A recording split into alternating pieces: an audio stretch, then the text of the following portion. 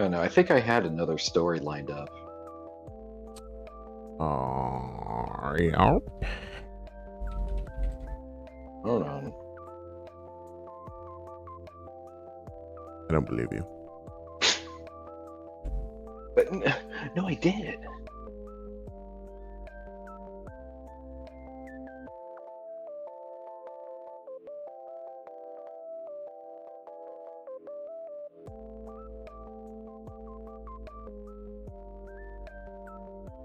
Can somebody verify whether we are online or not? Yes. Just posting these social links. Yes, we are live. Sweet. Just the way I like it. Live. Yeah, that's it.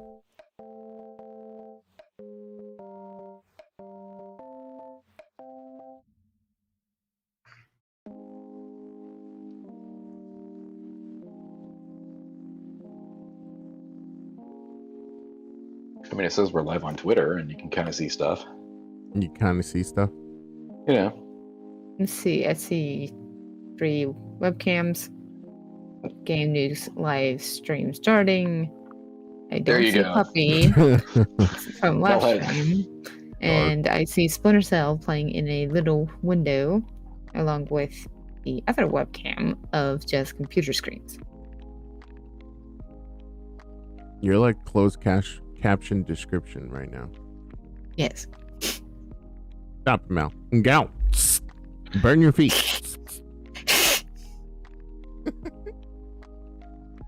Wonder what happens if I press SAP. Bueno, ¿cómo estás? Hola. Bienvenidos a Game News Live. ¿Cómo estás? All right, here we go. Who wants to be my translator? Technically, you're the translator because you're the bot. You're a robot. You should be able to translate yourself. Yeah. You are fluent in 4 million. What is it? Like C3PO? Yeah. Like 6 million forms of communication? Yeah. I saw a meme that says, I am fluent in 6 million forms of pain. Get ready. Nice. The only languages I know is English and part of binary code. Leave me alone. All right. And hey, Dark, how are you? What's up, Dark? Man, how about all those GPU scalpers, huh? How about that Log4j?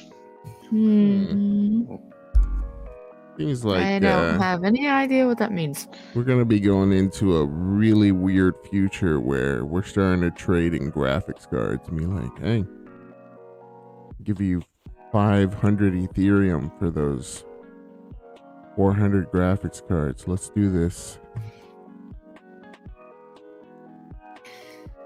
How about them Yankees? Sports. Joe Dubs clearly knows his audience here. Yeah. Yeah. Yeah, I know, right?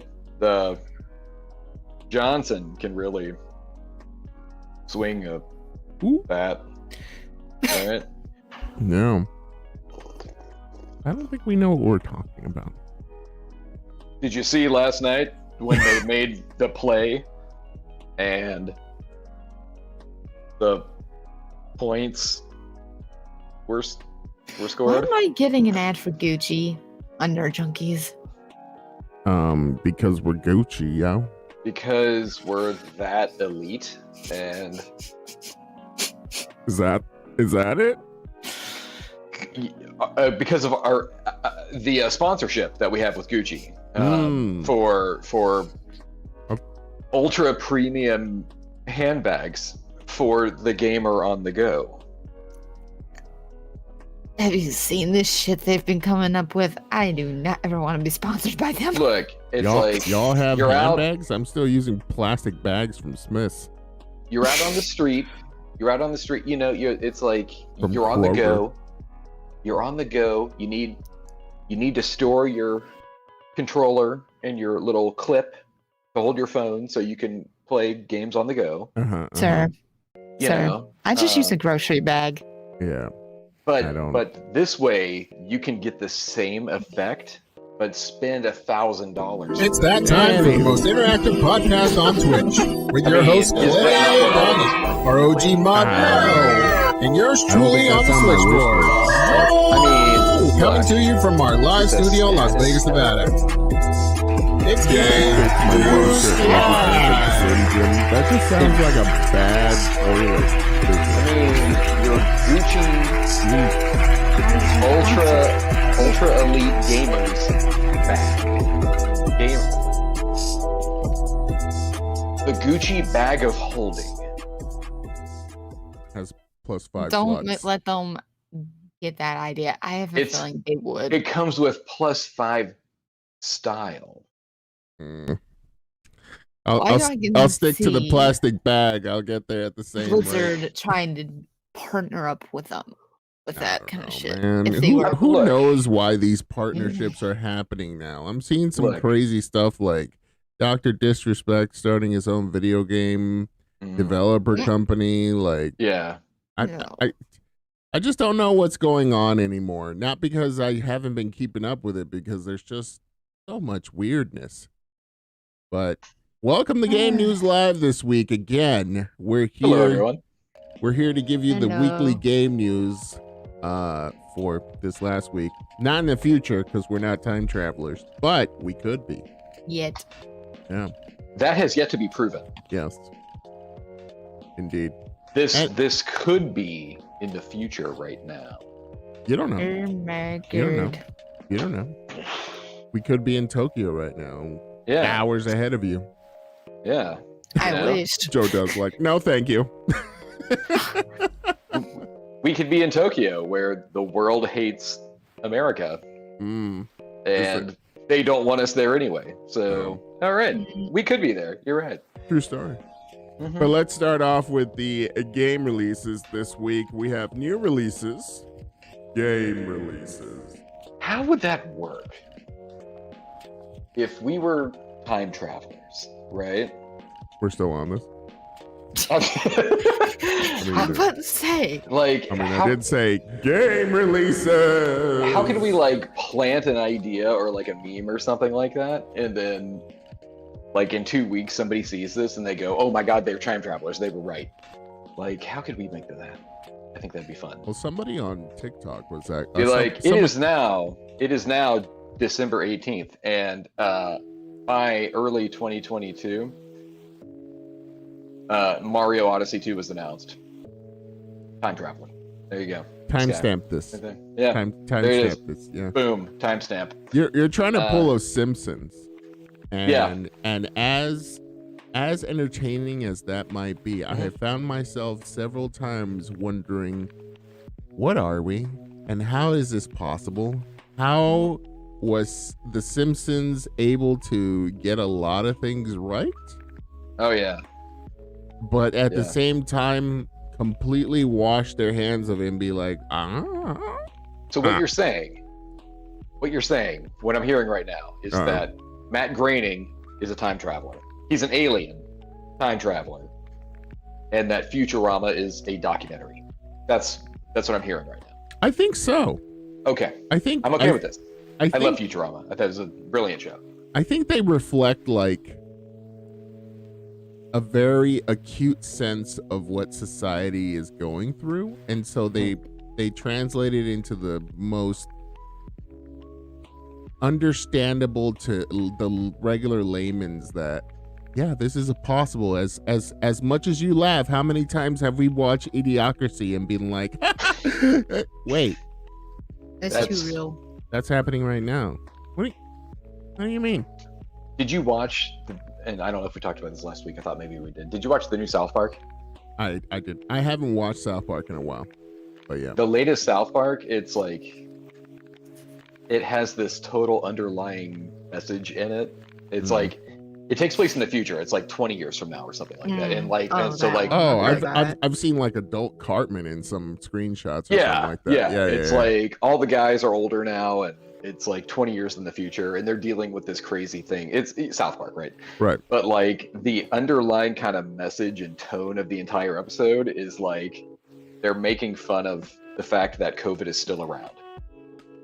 And it's like, even though everybody says, hey, it's over, and it's like, yeah, we're good, the pandemic's over, but go get your booster shot, it's over here. It's like the entire episode basically keeps falling back on the fact that COVID is still here, like 20 years from now. And it's like, so everyone's just like, I think COVID's going to be around in like 20 years, man. Like I don't see this thing going anywhere. You know, it's like as long as there's all these, you know, Florida anti-vaxxers just throwing parties all the time, it's like this thing's going nowhere. Well, and it's like, yeah, it's kind of gotten a little bit scary with the 70% faster infection rate on Omicron, but at the same time, I'm thinking back and I'm looking at my kids. I just bought an Xbox Series S off of Best Buy that I'm gonna go pick up curbside because of Omicron, even though I've had both my shots and a booster. So I'm like, but at the same time, it's like it would be just so convenient that I go into the one place I never wanted to go because Fry's Electronics still existed, but because of Amazon, they do not. And now I have to go into Best Buy to pick up a console that, for one, isn't the best console in the first place because I'm a PC gamer and I enjoy all my high defs here. Right? Look, then, you can get your P's and your K's and stuff on the sure, and that's good for the living room, right? Like. Any guest or my kids can enjoy sub 4K greatness. Great. Fantastic. Enjoy. You know? But daddy gets to sit here. Okay? You know what I want you to do? What's that? When you first unbox that bad boy and you put it in there and everything and you're like, oh, okay, I guess I'll slum it a little bit and, you know, turn on my Xbox Series S. I want you to install that Matrix thing and then have your computer just judge you. Here's the thing. Get off me on that. So here's the thing. I would have You're playing that thing that I can't do? Okay. Running that game had they just made it available for PC. Okay, I don't want to. Hey, Joe, what are you doing over there? You playing those things that aren't available on my thing? Oh, okay. All right. Cool. I guess I'll just throw a driver error or something. What? That's cool. I hate when we get into these lockdowns because I have nothing for you and it has nothing to do with my decisions. It has everything to do with the developer. By the way, hold on. I need to loudly slip my coffee real quick. Hold on. I've just been sitting here waiting for us to continue on the game news. That's some delicious coffee right now. Okay. Game releases? Anyone? Game releases! Just having a little fun banter. But yes, it is time for us to return to the fighting game scene with this possible new game that's going to take over, I would think. Because the developer is the same developer from Guilty Gear and also Dragon Ball FighterZ. Well, yeah, this is Arc System Works. They do like Blaze Blue, Guilty Gear, like those like anime style fighters, right? Right. The so 2D/3D, 2.5D fighters. Yeah. The really pretty anime fighters. Right. And so both of our game releases this week, we look guys, I warned you all last week, okay? It's holiday season. Games have stopped, okay? Like that's it. It's like I have 2 game releases this week and they're both open betas, okay? Because there's nothing right now. It's like that's it. But yeah, DNF Duel is another anime fighter. So if you like your Guilty Gears and your Blaze Blues and stuff like that, it's just a really pretty one of those. It's just done so well, man. Like these games are gorgeous, right? Like these are awesome. And I actually know a lot of people in the FGC, the fighting game community. Yeah. And and there is a subset of the fighting game. So you got like your Street Fighters, right? You know, it's like they play Street Fighter and that's it. And then you got your like Nether Realms. They play the Injustice, your MKs, things like that. And then you've got like the anime crowd, and that's like they just play these Arc Blaze System Blue and all that other yeah, stuff. it's like this is their bread and butter right here. So this thing is going to be like these things are really popular, and they always do well. Like at the like At your the Evos and your big fighting game tournaments and stuff. Yeah. But I never really get to see them like surpass like the Tekkens and the Street Fighters of that era. You know what I mean? Like Street Fighter is forever going to be like the top dog, right? Or I'm sorry, Street Fighter and Smash Melee. Yeah. Are always going to be. Which is so your weird top because they have like dogs. opposite communities too. It's just like Oh yeah. kind of weird. Yeah, but Street Fighter is actually for the I want to say last 2 years ago Evo, back when it was still like in person Las Vegas Evo. Mm-hmm. I want to say Smash was actually like the final event at that point. It had surpassed Street Fighter. Wow. Yeah, That's because crazy. Smash is just that popular. It's Yeah. like you can be like, oh, all the core hardcore fighting game people they play Street Fighter, Well, I mean, but that's like 2 million people, where Yeah. Smash is like 80 million people. well, if you take a look at it, like the entry to skill set ratio on those kind of games, like on Smash, is just so much easier to get into, right? Because you're starting off with your friends, but then you start to notice that, man, my friend really has a skill set. Maybe we should go do some community tourneys, right? But then Street Fighter is like one of those, I'm gonna see the same 8 guys at the top 8 every single time, unless Asia comes by, and then all of a sudden, oh, I'm gonna see the same one American in top 8 every single time. And it's just like, damn it, I just want to see some new guys. And sometimes we do get some new guys in the FGC for Street Fighter, but it's just like, dude, it's rare, and we're always rooting for US, but they kick our butts every time. Yeah, no, 100%. Yeah, like Street Fighter is dominated by Japan and Korea. I want to say it's like they're not North Korea, South Korea. No, Yeah. North Korea is where you get executed. Yeah. But yeah, it's like I do love watching like high level fighting game play. I think it's awesome.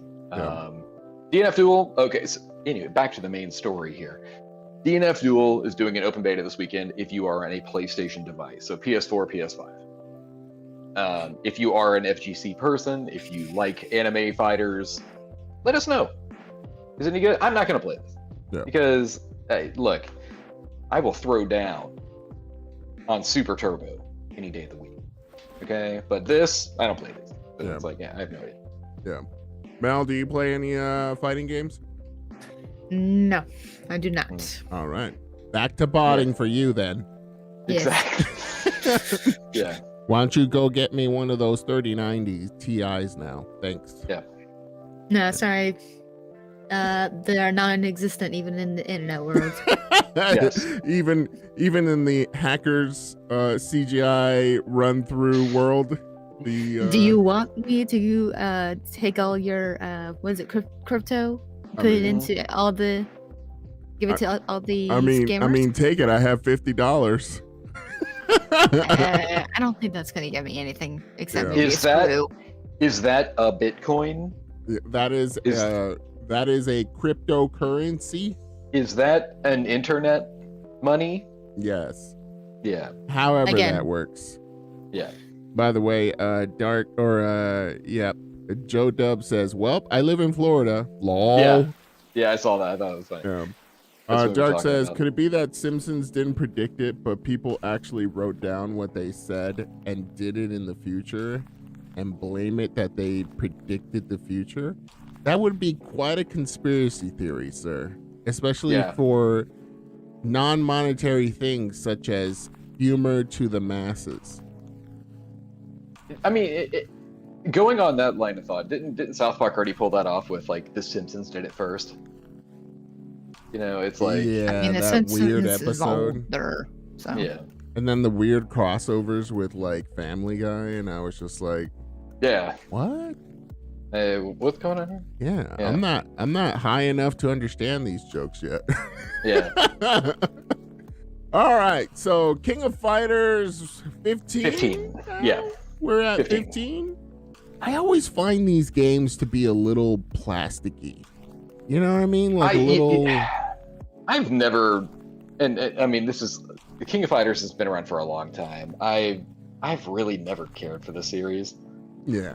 The 2.5Ds look great, but the 3D, full 3D ones just feel like they're missing some polish animation. So, Joe Dub says King of Fighters is amazing. Yeah, I've been playing them since like the 90s, and it's like, I mean, back when SNK first came out with these things, when it was like, back then they had everything separate. It was like Fatal Fury, and you had like Art of Fighting, and then they kind of like merged everything and made it all one thing, and the King of Fighters came out, and it's like, I just give me Blade Roar 2 and I'll be fine. Ooh, there we go. Give me Primal Rage 3. Ooh, with the farting apes? Ooh. Yes. Man. Thank you. Like claymation, like horrible looking dinosaurs. That'd be amazing. Come on. Right before no, it was after Clay Fighters. I think so. Clay Fighters, like what? That was a little bit rough. 2.5 or whatever it's called. It was something weird, man. Yeah. But it was fun. It was like one of those Mortal Kombat style games with the stop motion. Yeah. But at the same time, it was entertaining. It had entertaining characters. A little nightmarish on some of them, but still entertaining. But yeah, King of Fighters is going to be out soon, if not already, I believe. Again, open beta this weekend. Yeah. PS4, PS5, if you are no PlayStation real person. Releases. Yeah, it looks like the 17th or the 18th from 7 p.m. to 4 a.m. In different time zones. So if you have a PlayStation 5 and a PlayStation 4, you'll also be able to enjoy this one at that time. Just sign up for the beta. Here's the thing. Remember a year ago when we talked about how the FGC has seemingly chosen its fighting game platform? Yeah. It seems like that is the thing now. Xbox is out and PlayStations are in because they bought. Didn't they buy Evo? So Sony bought Evo.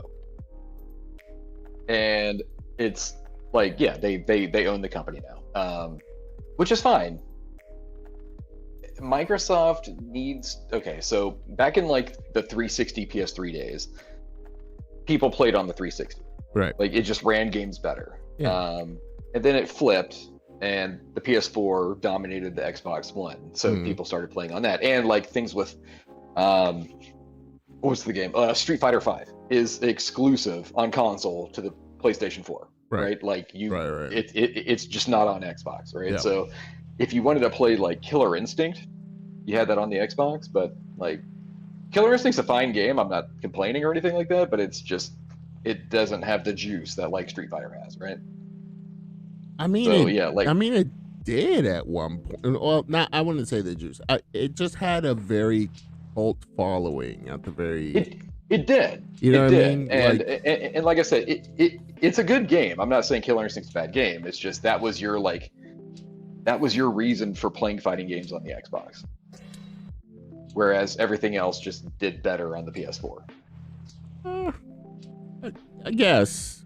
I mean, I guess I didn't see the difference, right? Because I never had a PlayStation, PS fighting game that I tried on Xbox and was able to see a difference. But maybe because I was just like the casual controller guy, fighting sticks and everything kind of brought a brand new dimension to it, and people could just tell, just like how I can tell the difference between 60 hertz and 144 hertz on a mouse and keyboard. It's just different.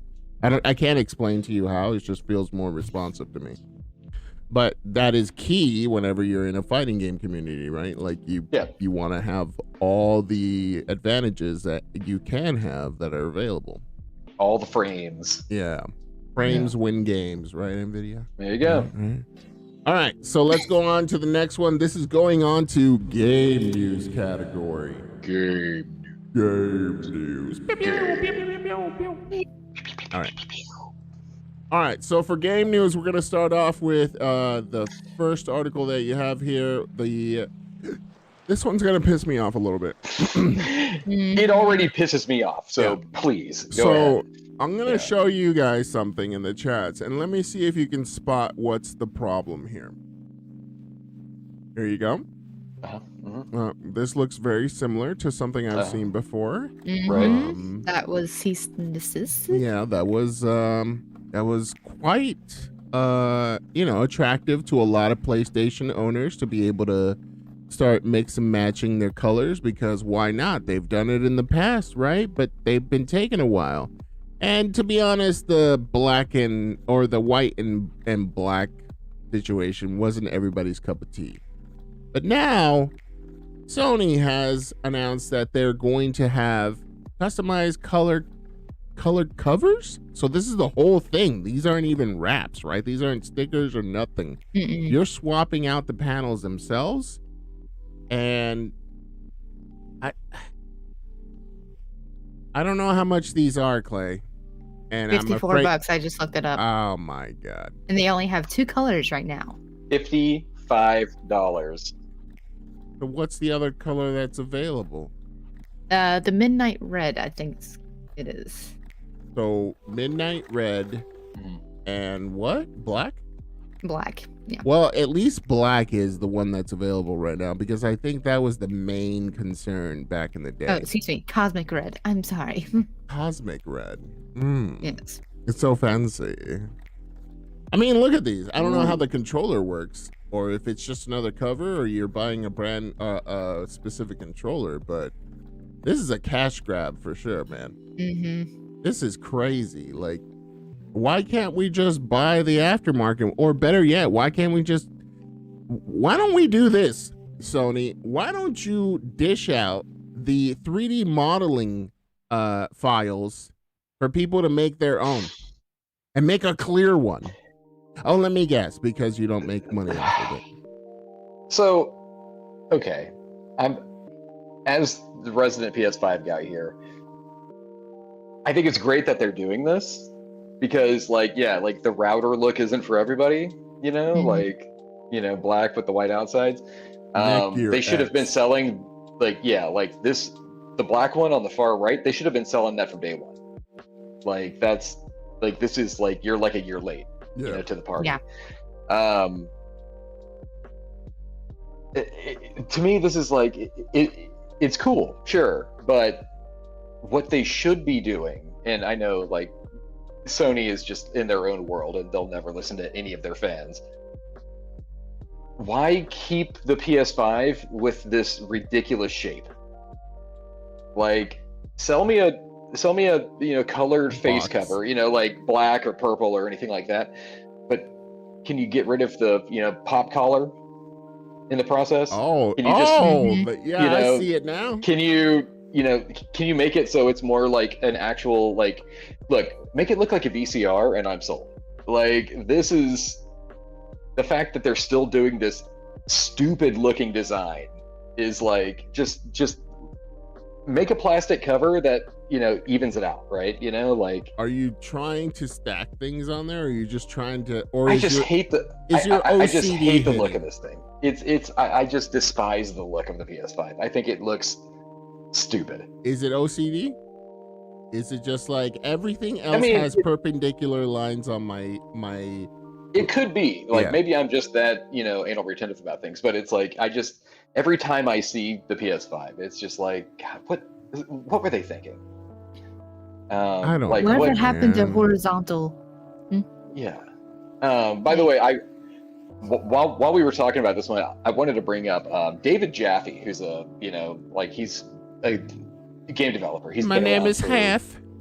Yeah, David Jaffe is known in the PlayStation world, at least, for he did God of War 1, the original on the PS2. He did the Twisted Metal series. Right. I love paying attention to him because he is just a loud, outspoken a-hole on the internet. He just gives no F's, man. He is if somebody messes up on something, he's the first person to be you're an idiot, and I love it. He on his Twitter the other day, after this announcement was made, he said, okay, number 1, these look fantastic. Number 2, $55 for 2 thin sheets of plastic. F off, Sony. Please, thank you. And I was like, okay, that's awesome, because he is a He's Sony saying, developer. bro. Like that is his thing.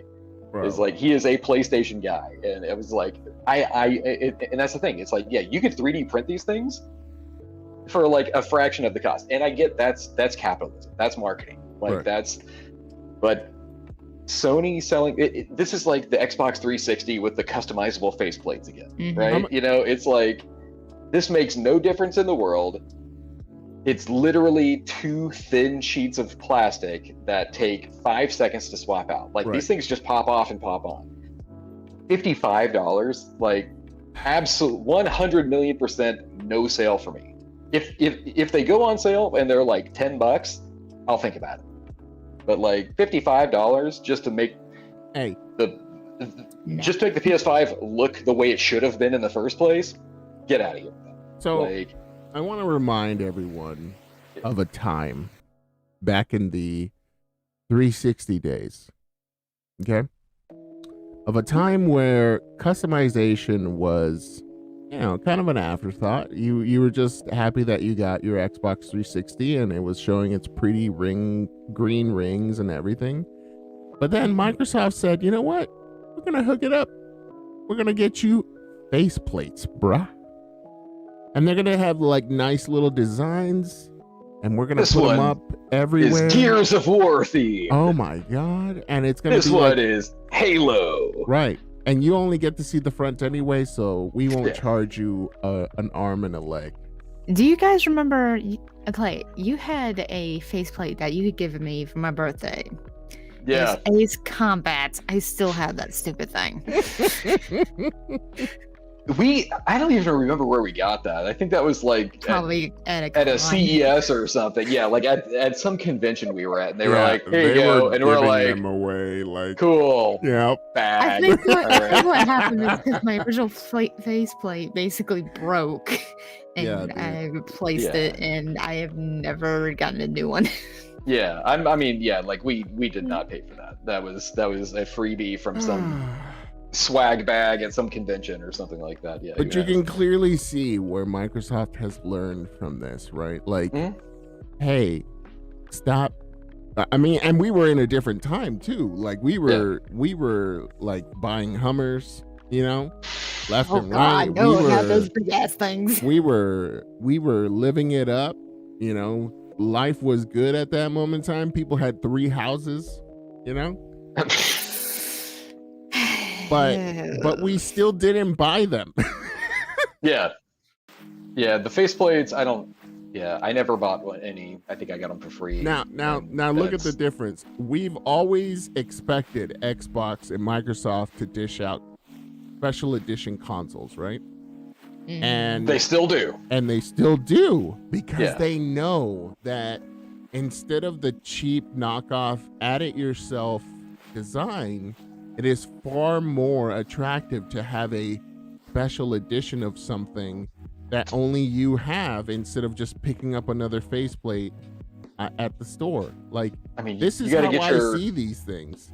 You got to get your Halo Edition Series X, man. I mean, that thing is pretty nice. Literally the same thing. It's just green tinted and it costs like $40 more. Yep. All right. Yep. But it's a special edition. If you can even get it. I can't find anything Series X at all. Series X is still hard to get. Actually, Cinderkin has one of those. The Halo Series X. Yeah, he got one. Nice. For himself or to sell? For himself. Yeah. Oh, I thought you were about to bust out your trench coat and be like, "What you selling? What you buying? What are you buying?" Yeah. All right, so yes, I don't know how the chats feel about this. $55, man. Like, F out of here with that. $20. $20. $20. $20, and I'll think about it. Okay, chat. Would you purchase this for $20? If you had a PlayStation, like let's say you just got paid. Let's put them in the right state of mind, because I think it makes a difference. It definitely does for me. I just got paid. Today was Friday. You know, I got money. I still haven't done my finances, but boy, I want to feel good about my paycheck. $20 for a PlayStation 5 custom color that I wanted, which we know the only one that's worth a damn is black. Yep.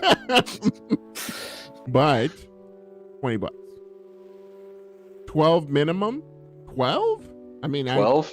I don't think I've ever seen that price, but maybe like $10, yeah.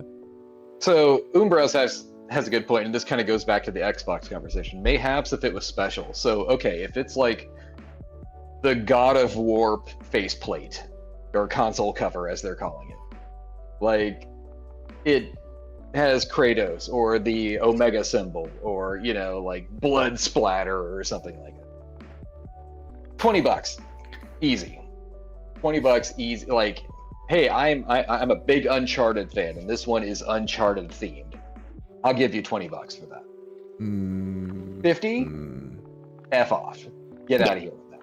55? What if you are out of your mind? I would pay? Here's what I would do. I would pay $30 if instead of a solid color, we got embossed texturing on the covers of whatever little design they want to do. Like if they want to do Uncharted, then it feels like a leatherback book or something like that. You know, like a leather bag or a satchel material. If you do quality things like that to make it change, and then you allow the LED to change colors, just letting you know, that'd be nice. If you allowed that, you can match a room so much easier. But Clay is absolutely right. That design, the curvature is just like something that just doesn't fit in my room, and all it seems to say is, ooh, look at me, I got a PS5. That's all it does for about 2 seconds. And then everybody's like, damn, that's a big ass PlayStation. Like, God, that thing's enormous. Yeah, like, why would you put it? Go hide it in the little covered things. It's like, well, it can't breathe that well if I put it down there, so it's got to stay out. Ooh. Oh, overheat. Yeah. All right, let's get on with this. $55. No, thank you. $55. I would be happy if I had gotten a PlayStation 5. This should be, well, it should be automatically black, to be honest. But say if you do want the white one, have this as a secondary when you get a PlayStation 5. Nintendo's done that. Interchangeable. Yeah. You saying? But then the other thing is, like, I would really rather just get a black phasing PS5 with changing the LED to red, and that would be like, that's it. You know, like that matches cool. my living room. Yeah. But whatever, man. Let's just move on to the next one.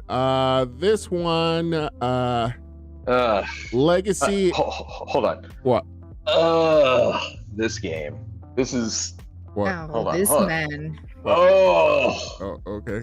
What? This entire article, when I saw this, I literally just sighed and went like, what? Okay, the world is clearly coming to an end. Okay, like. What is Peter Molyneux? Peter Molyneux. If you don't remember this guy, he is Lionhead Studios, which was a Microsoft thing. Black and white. Fable. Fable was the big deal, but there was another game, I forgot. It starts with a P. I forgot what it was, but it's like Peter Molyneux is known as the crackpot idiot who just endlessly hypes up Fable games.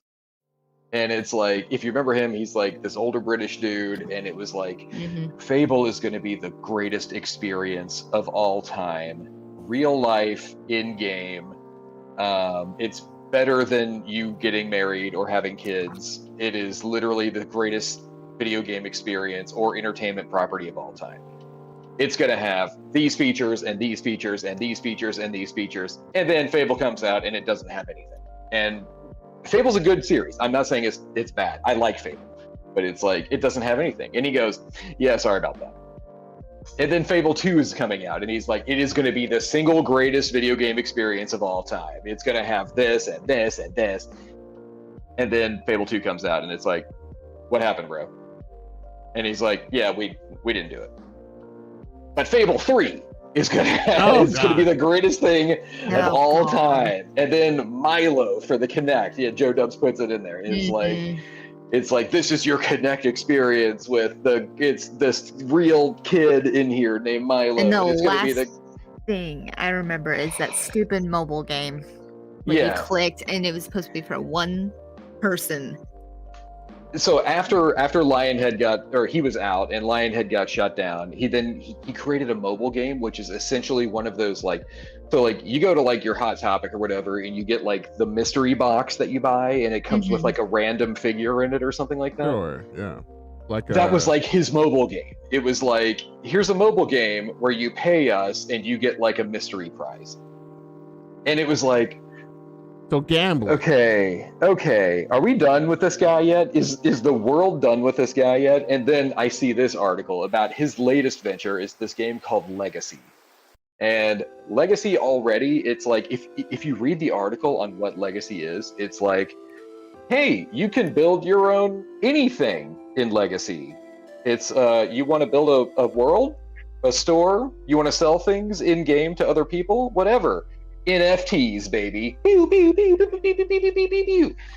And I know this goes into what we were talking about last week with unregulated NFTs everywhere and how they're metaverse, how they're going to try to do that. Nobody wants anything to do with NFTs. And it's the second I saw Peter Molyneux NFT and I went, of course. Mm-hmm. Of course. Mm-hmm. Let me guess. The game is going to actually be nothing at all.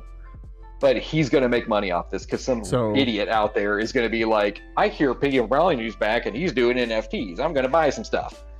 And it's giving him the justification to do the things that he wants to do. Yeah. Look, the one thing that comes to mind with this is basically Roblox with NFTs. Yeah. That's it. I mean, no offense to Roblox. Roblox is pretty much doing the game the same way that everybody else does that does a free-to-play game, which is... Oh, wait. I thought Roblox wasn't a game. No. It's not a game. Yeah. It's a user experience. It's not a game. It's a Roblox verse. Has nothing to do with gaming. Yeah. Even though they had the word game in almost everything. Yeah. But whatever.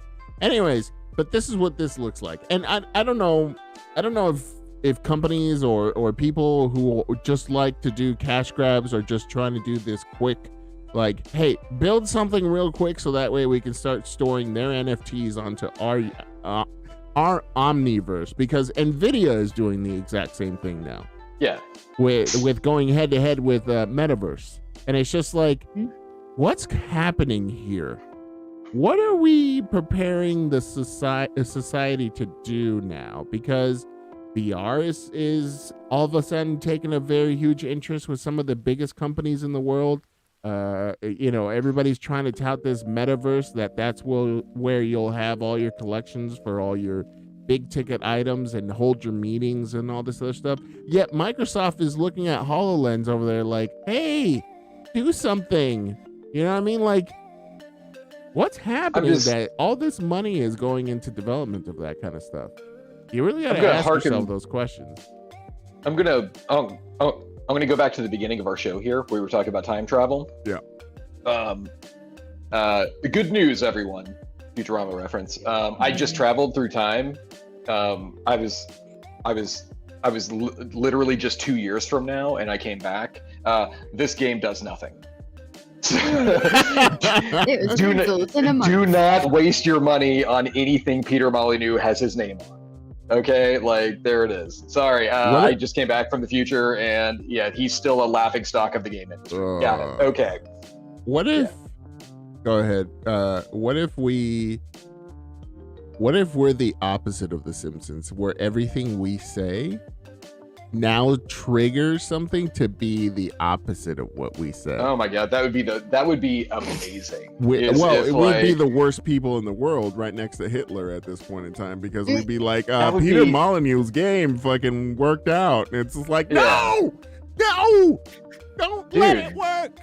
That would be awesome. I would, if we could make it so we are, me especially, if I am wrong 100% of the time, not just sometimes, every single time, if I come out and be I hear I hear Halo 7 is awesome. I hear it's the greatest thing of all time. I'm excited. I think it's going to go far. This franchise has a bright future ahead of it. And then all right, it's like that's, I would love it if we could track record be wrong 100% of the time. I would love that, because if you're wrong some of the times, it doesn't really matter. We have to have a record of always being wrong. Joel, yeah. I'm telling you to hold Clay down. I'll get the bat. Yeah. I'm sorry, buddy, but this is how it's gonna end. Wait, what's happening? It's going. But I'm alive. Yeah. I'm just saying. I would love it if we could somehow be wrong every single time. Yeah. I would love that. It just bothers me because it's just like, I'm not trying to be that old guy who was just like that for crypto. You know how people were just like, man, that's stupid. It's worthless and there's no value in it. And now you see like Goldman Sachs opens up like their own private or their own like company dealing with crypto and all this other stuff. And I'm just like, didn't y'all just say that this was worthless? Like, you know what I mean? Like, but now we have video games, and we have a buddy on our Discord who was built for this. DKS, who is on our New World sub community, he plays NFT video games from the get-go, and this guy is already like coming up on the up, like $300 on these video games, and all they are is just trade up. They're like auction houses. That's what they are. And it's just like, bro, like, is this our future? This is what we're gonna be doing? So we talked about this last week, right? And I do see in the future where the whole NFT, blockchain, all that stuff is going to be the future. Like, I absolutely see that. But right now, when it's still so early and nobody really knows anything about it, it's like, one, Peter Molyneux's a joke, right? Nobody has any confidence in that guy whatsoever. But it's like, the fact that he's jumping on board on this, it's like, that's already a bad sign. Could it be that he's found his calling though? Like, yes, he's a joke in video game land, but what if he's like an usher of bringing in the times in crypto land or NFT land? Yeah, I don't see that happening at all. No. Because this guy's track record is, he gets excited about something, he jumps on board, he starts promoting, and then the thing dies. And then he never delivers. It's literally everything this guy touches. He just murders everything. It's like, if you want to be on board with NFTs and all that stuff, good for you, man. Like, go for it.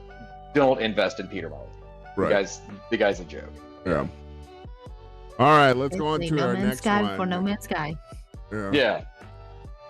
I'm going to our next one. This comes from I believe Xbox.com. They're selling posters now.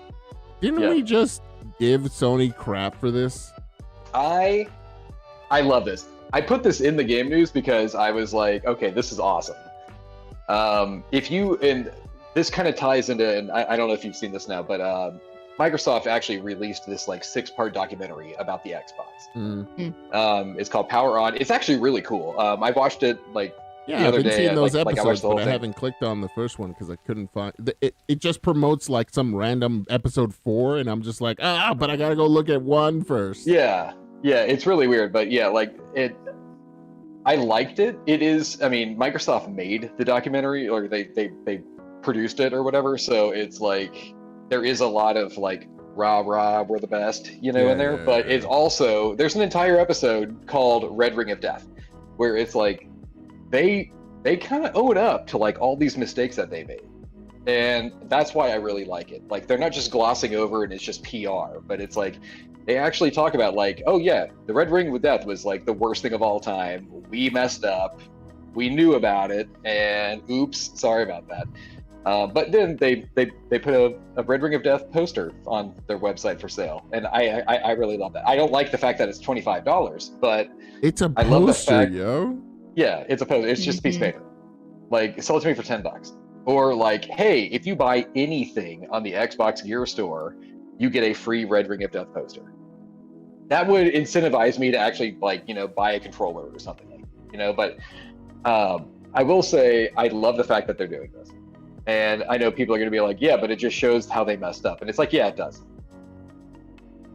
Like, I'm okay with that. It was a time that we all remembered. I will always champion somebody like owning up to their mistakes, being humble about it. Yeah, and then also making fun of themselves for it because I love it. Yeah. I mean, but again, $25 is a little steep for a poster. Yeah, $12. $12 plus shipping and handling comes out to $18. Or like I said, just I'll buy an Xbox T-shirt and then you throw in the poster for free.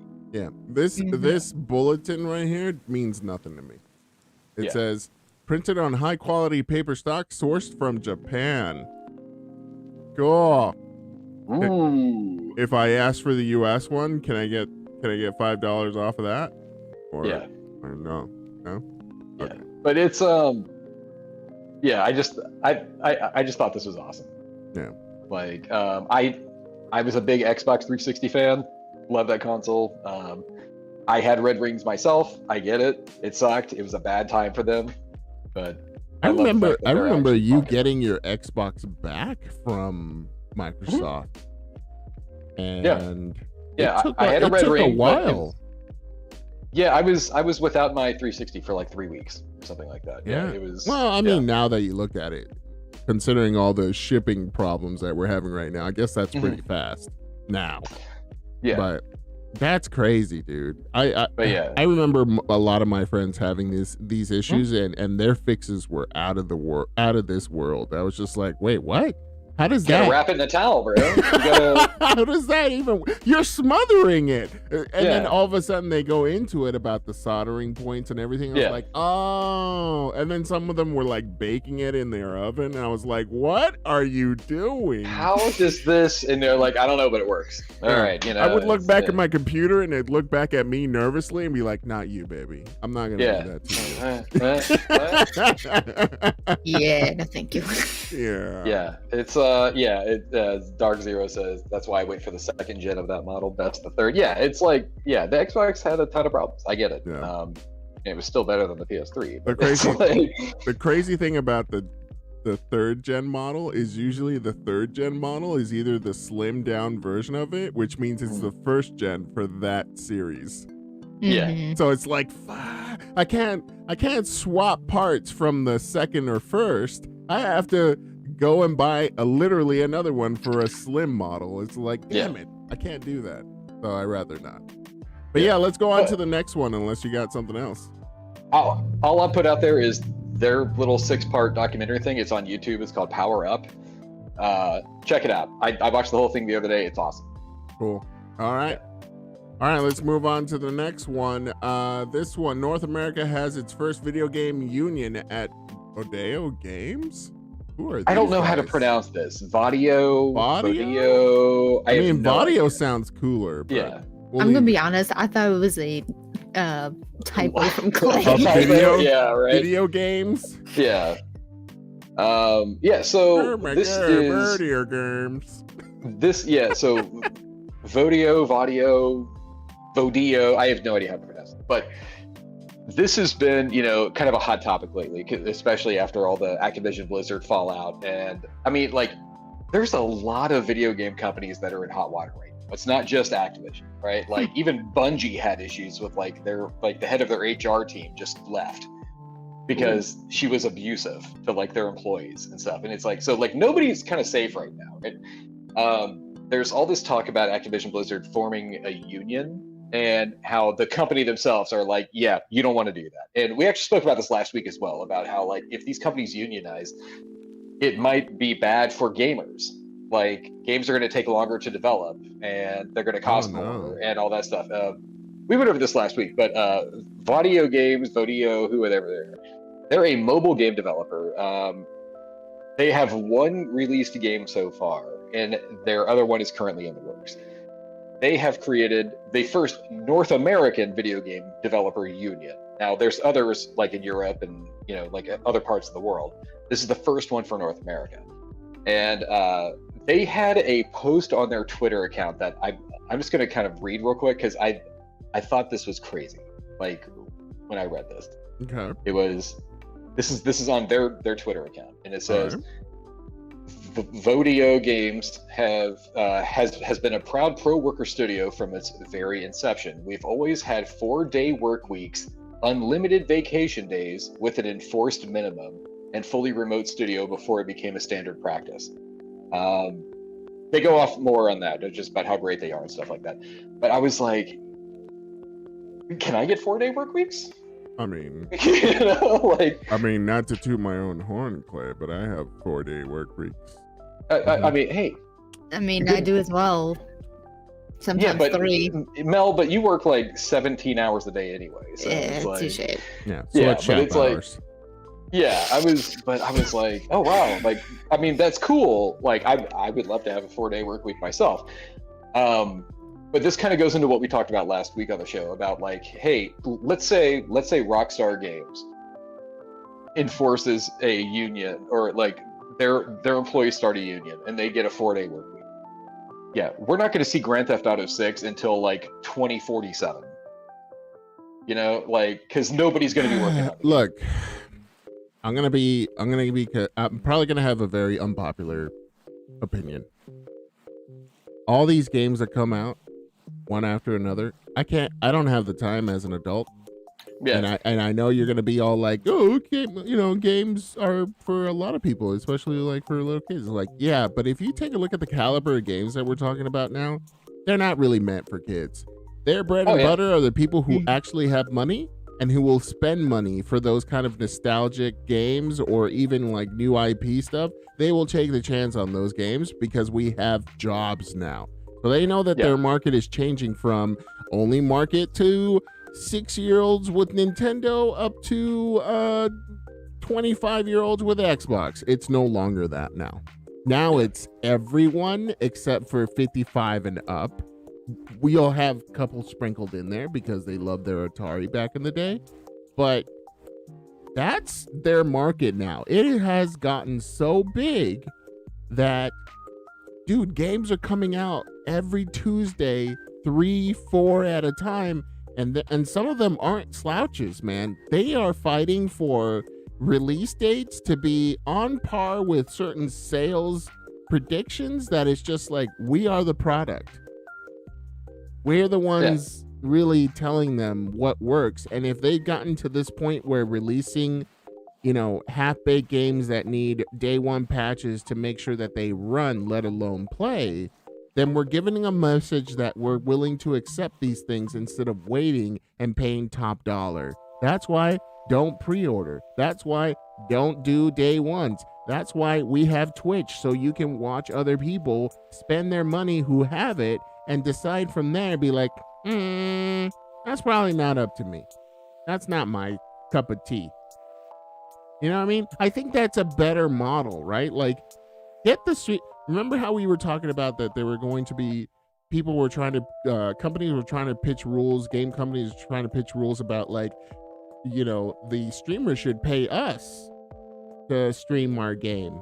Remember that? Nintendo. Yeah. Nintendo. Yeah. And I was just like, as ridiculous. Oh, you can stream our games, but you have to give us 50% cut. As ridiculous as that is, the streamer market is oversaturated. It's a revolving door. You don't have a career for 10 years. You have a career for right then and there. Might as well pay the dude who's going to play it so that way he can afford that stupid license for him to stream it, so we can just see if we're going to like the game instead of just some glorified CGI demo that doesn't even depict the actual gameplay. And then we're basically paying a tester to test the game after the fact. It's like a private PI, you know, like, hey, this game sucks ass. Just letting you know. Thanks for the $20. See you later. Yeah. Great. But that's where we live now. You know what I mean? Like, I just don't. If that model was used with CD Projekt Red, can you imagine? Oh, we're gonna do our 15th hold back on this game because we don't want you guys to see this. As a matter of fact, this is the only polished level we have right now. So can you just judge us on that? By the way, I saw, I didn't put it in the game news, but the fact that you brought it up, I just wanted to mention, if you remember before Cyberpunk, the whole like Xbox conference with Keanu and like, you're breathtaking, like that whole thing. I love that guy. But it's like, it was basically, he was talking about like, walking around Night City and it's breathtaking and it's a whole new experience and all that stuff. And even CD Projekt Red was like, oh yeah, Keanu's totally played the game. It's awesome. He loves it. This game's amazing. It's going to be the greatest game of all time. And then actually like last week in like an interview, Keanu was like, yeah, I actually never played the game. So like all the backlash, I have no idea what it's about because I don't play it. And it's like, so they're still lying to us about everything. Okay. All right. Just making sure we're, like we're all straight on that. So you lied to all the, game journalists out there. You lied to every gamer who wanted to play this game. And then you had Keanu Reeves lie to us at the same time. And I will not stand. Here's the thing. Okay. I will. Here's the thing. You made a game that eventually is semi-playable, but you know where you messed up? You made him lie to me, to my face. And you could just say, look, Keanu Reeves is an actor. He is paid to lie. And it's like, that's fine. He's the most wholesome actor, sir. I know. It's like, I get it. He is literally paid to just tell us things. I get that, but at the same time, it's like, Keanu Reeves is on like a whole other level, right? It's like, you don't touch Keanu. Yeah, you don't corrupt Keanu Reeves. Yes, okay, that I will not stand for. Yeah. Leave our babu alone. Exactly. All right, let's go. By the way, 4 days until Matrix. Yeah. Oh no! I can't go to the theater. I don't wanna. I mean, I do wanna. HBO. Oh yeah, that's right. It'll be on HBO Max. Yeah, I totally forgot about that. So I'll download. I'll get a subscription for that. You are legally gonna pay for a subscription to HBO Max, is what you said. That's what I heard. It is what I said. The intent was there. I will move on. You said what you were saying before I rudely cut you off is you were going to download the HBO Max app. Yes. Thank you. Thank you. There you go. My apologies for cutting you off before you said you were downloading the app. Thanks. Which is legal ways of viewing everything. Because everybody pays for their content, right? I mean, so obviously. All right, let's go on to the next one. We have more sad news. More sadness. Yeah. If you came here for happiness, get out. Sad news. Okay. Yeah. All right. So. Yeah. Stalker, based on the feedback, which I don't know what feedback they're talking about. Oh. Because I'm not a Stalker fanatic here. I saw this. Yeah. Like when I was putting together the game news for this week, actually, the few days ago version of this story was the story, and that is Stalker 2 is coming out. The game's been in works for like 10 years now. Sure.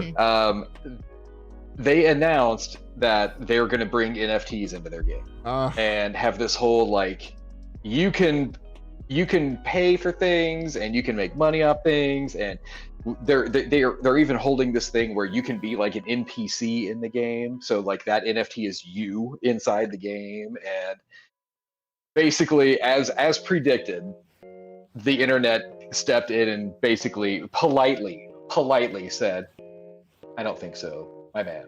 Are we the new baddies? So anytime it's like, this goes back to Molyneux, this goes to Ubisoft with their Ghost Recon NFTs. It's like literally the world stepped in and said, no bros.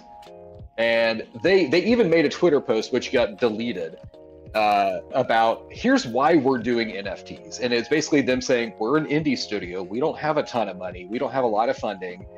NFTs are a way that it's completely optional. No gameplay is changed at all. It's just if you want to pay to have like your likeness in the game or something like that, it can help fund the game and make it better.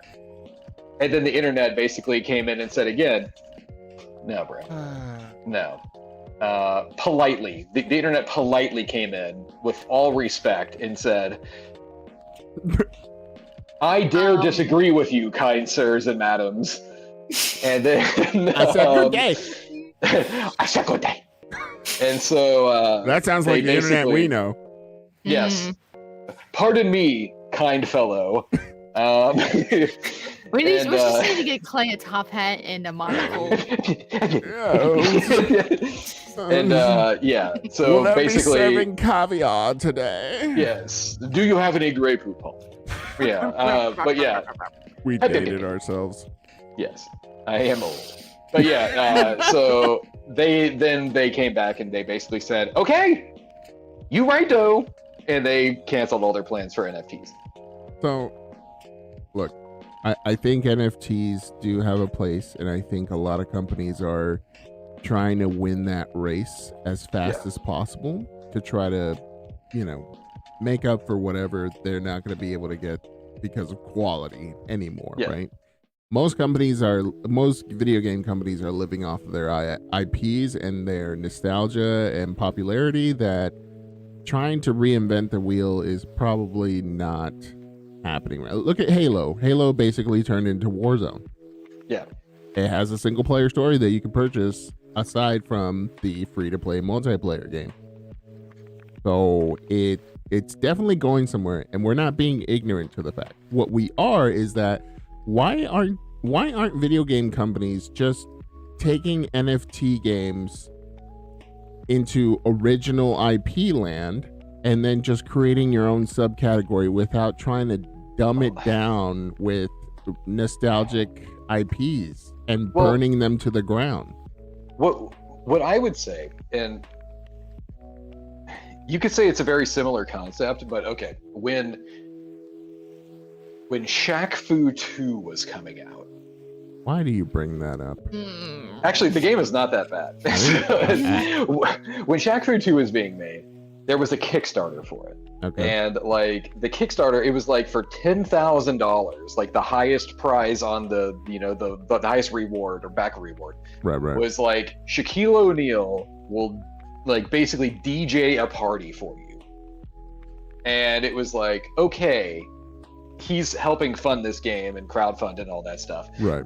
But at the same time, it's like, if Stalker 2, this is a way for them to help fund their game because they're an indie developer. I get that. Instead of jumping on this NFT blockchain pyramid scheme, which is really what it is, why not just say, hey, look, you want to be like an NPC in our game? Give us $100. It's like you're accomplishing the same goal. You're getting funding, and people can say, oh, hey, I'm in that game. That's awesome. But you don't have all these negative thoughts right now about, just the pyramid scheme that is NFTs. Right. There needs to be something. Okay, you know how like in YouTube, like some people go like, oh, go to my Patreon to help do that. They need to do that for like developers and stuff like that. People would do it.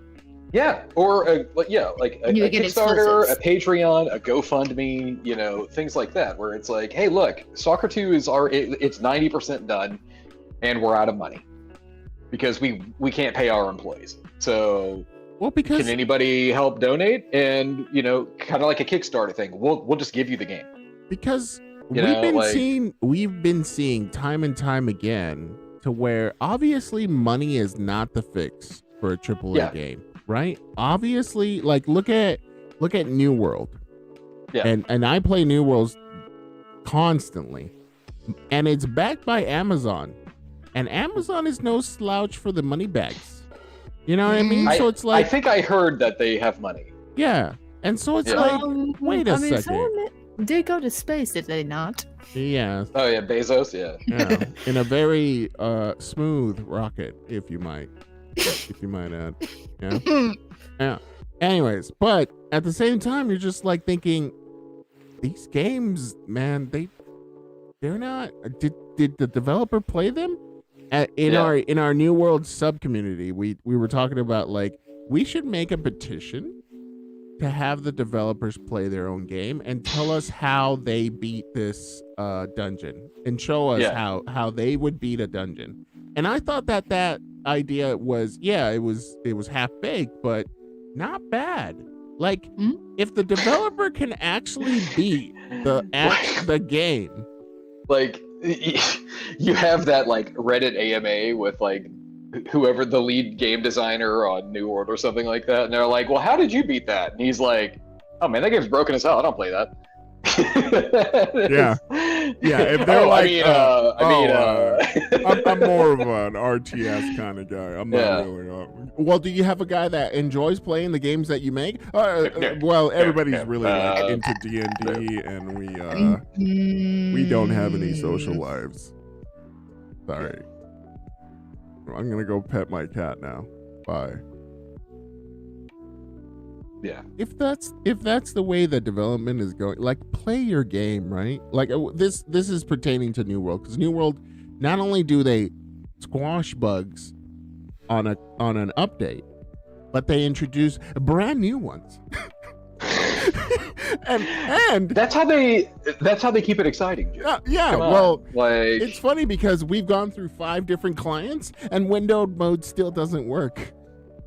Look, Joe, okay, if computers worked, there would be no need for IT to team. You know what I'm saying? Like, you gotta establish that job security. You know what I'm saying? I guess money-making apps work just fine, but when we introduce entertainment video games, sorry, you pay wherever you get. If your car was perfect, there would be no need to buy more cars. Yeah. You know. So that brings up a good idea, though. So this isn't part of the news. I'm pretty sure most of the people in chat have realized that Microsoft has dished out and rebranded their PCs or PC Games Pass. Game Pass. Yeah. Their Game Pass for PC.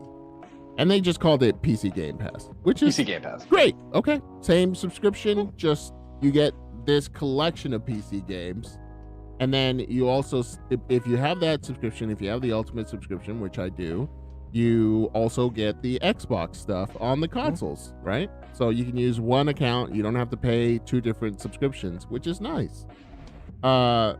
But now, if you think about it, anything that falls into Game Pass would have to meet a certain standard, because now you're paying a subscription for something that is supposed to work no matter what, even on PC now. So you have a set level standard for these games that these bugs need to get squashed because it looks bad on our subscription. So that's a level of control that I'm okay with, as long as it's just about quality and functionality. Back in the 80s, it was like Nintendo had a thing where it was like the Nintendo official seal of approval, right? Or something. The gold and white sticker. Yeah, it was this little gold stamp that went on like certain games, not all games. Yeah. It was like they had some internal.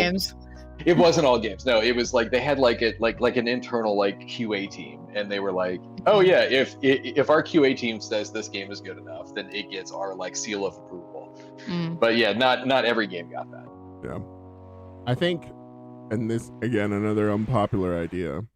I think if you replace testers with people out in the fields picking our vegetables, not only would we get people that are really good at playing those games, but then would automatically be like, yeah, this isn't that hard, and we'd get our difficulty back. Well, but then, okay, like and then they would get paid what testers got paid back in the day, but still, at the same time, we'd get that stuff done faster. I'm okay. Yeah, but I'm going to fall back on Cyberpunk again here. Like, I'm certain CD Projekt Red has a QA team. And that QA team probably delivered a book of problems with that game. Sure, yeah. And said, you cannot release the game until all of these are fixed. And then you've got some executive on the publisher side who basically said, oh, great. Overruled it. Oh, I get it. Release the game. So it's like it's gonna happen anyway. So right? how do you think that considerations for patches get rolled out outside of a what do you call it? Roadmaps. It's probably a very low priority, but given the internet now and the way social media works, that got shifted to a high priority because it's getting into the limelight. Even though, and I'll use this example just so I'm not picking on Cyberpunk, the Grand Theft Auto Trilogy Definitive Edition, which I love, is not in the best state. How dare you? I know, right? I'm actually facing a game-breaking bug right now in San Andreas, and Did you report it to your QA testing supervisor? I will say this, and I know obviously they're watching, but Rockstar Games, I've been a fan of Rockstar Games for 20 years now, and I love Grand Theft Auto and all that stuff. Single copy. I will buy Vice City until the end of time. But I will say, whenever there is a problem with a Rockstar game, you have to go to Rockstar support. And Rockstar support is like sprint levels of bad. It is like this is the worst. And as somebody who's worked in IT for 20 something years, and I've worked on support teams, I actually run a support team in my current job. It's like, how are you all so bad at this? And like game breaking bugs. It's like, I want more people on the internet to start crying so that we can get these kind of reprioritized on Rockstar's thing. It's like, look, I'm glad you're still making money off Dr. Dre and Grand Theft Auto 5 and all that stuff. Yeah. The game you just released is broken as hell. Yeah. Can you please fix that? And then they go, oh, cool, there's the game, it's good. And then the internet stepped in and basically said, we can't see the game because your RAIN system is broken as hell. And then enough people get behind it, and then they go, okay, we're going to release a patch. But it's like, so yeah, QA testing and like patches and stuff like that was probably small beans for most game publishers and developers until social media kicks in. Right. And then they go, oh man, everybody hates this game. What's going on? And then they go, guys, we told you it needed patches before we launched it. And then they go, okay, we're going to release a patch, and then we look like good guys. But I think if you take the official paths that video game companies ask you to take for support, it's only to squash any sort of negativity, but at the same time also make it so that way the telephone game of getting to the right person is that much harder, right? Yeah. So like I call up support may get my complaint down right, it goes up the chain, that next guy probably doesn't really understand what I'm talking about, and it just keeps going on and on to the point where it's just like, we could not replicate what you were talking about. And that's usually the answer that I get. But the power of the internet is, here's a screenshot, here's a video, we have the capability, I just tagged you on Twitter directly, and you are not doing anything about this, and this has been here for this many days. And you know what usually happens? The ignorance card. What? This is the first we've heard of it. This is why isn't the proper people have been reprimanded, and we have talked to everyone, and we fired them. We didn't fire them. We actually never even talked to them. Yeah. But we want to give you the idea that we actually fired them. We put all of your messages into the suggestion box. Yeah. It's also called the spam filter. Yeah. Yeah.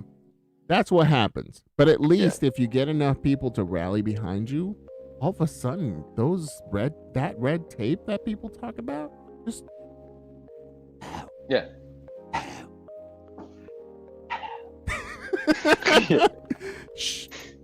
I mean, sorry to say this, but shit gets done after that. Yeah. You know what I mean? It's like, I see it time and time again, but it's just whatever, man. I think the internet needs to start, you know what? We should start unionizing. Video gamers. Yeah. This is the union of video games where if video gamers have to work for you as QA after the release, you know, I think honestly that's not a bad idea, and not just not where you're going with this, where like. So, for instance, I am submitting error reports to Rockstar support, who is just awful. But it's like, just yesterday they were like, "Hey, can you send us a video of this problem you're having?" And I'm like, if you Google the problem I'm having, there are like tons of people who have the same problem. And it's like, do you really need me to send you a video on this? But at this point, it's like, yeah, sure, I'll do that. And it took me 5 minutes to upload them a video for this thing. And it's like, okay, you guys owe me $50. Yep. For my time. Yep. You know, and it's like that's fine, but I thought you did. I love the idea of the game, Clay. Look, Vice City worked fine. San Andreas is the one with the problem. Yeah. But I will say I love the idea of a gamer union, and not necessarily paying us to like help troubleshoot your game, but like unions. So like, hey, if you're abusing work hours or HR is messing up on policies or whatever, they walk, you know, like that's it.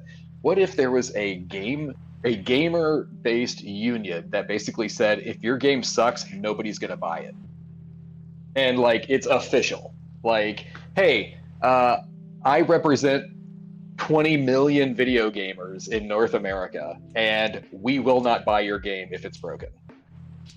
But like the opposite. And but like official, not like the crying social media boycott people who we're never buying Call of Duty ever again, and then it sells like gangbusters. And then you pull an IGN and put their ads all over your website. Yeah. Mm-hmm. So basically, what you're saying is a reverse IGN. A reverse IGN. They don't work for the game developers. An actual functional video game website? Like, it would review games, right? Yeah. And then tell you all the bugs and all the change logs and what connections have they talked to in the company addressing these specific issues with hard facts and journalism. Amazing. What a concept. So like Digital Foundry. Yes. Where they go like, hey, we found a whole bunch of problems with your game. Yeah. You guys might want to fix this. Yeah. I love the one where they go through Halo and they're all like, there's a micro stutter. And I'm not exactly sure if it's like because of the 5994 frames per second that don't match and sync well, but there's a micro stutter there. Hopefully they fix that in the patch. And this YouTube channel is no slouch, dude. They have quite a few followers and subscribers there. If you watch their Halo Infinite review or their tech analysis or whatever it is, they actually it's like there's a stutter in cutscenes, which are pre-rendered. Yeah. And supposedly they've already raised this to 343 Studios, and they were like, oh, hey, we figured that out. We're going to fix that with a patch. Thanks for telling us.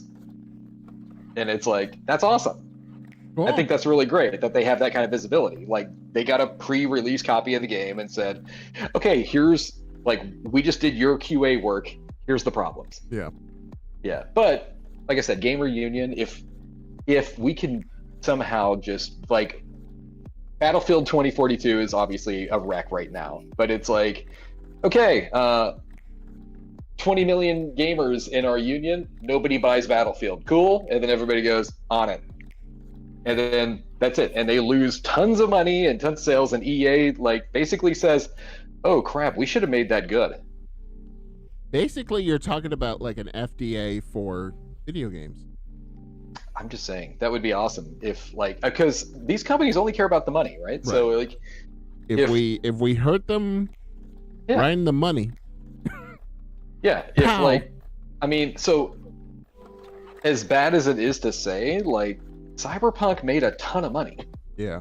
You know, it made a lot of money. It didn't make as much as they wanted to because it was off the PlayStation Store for months, but it's it still made a ton of money.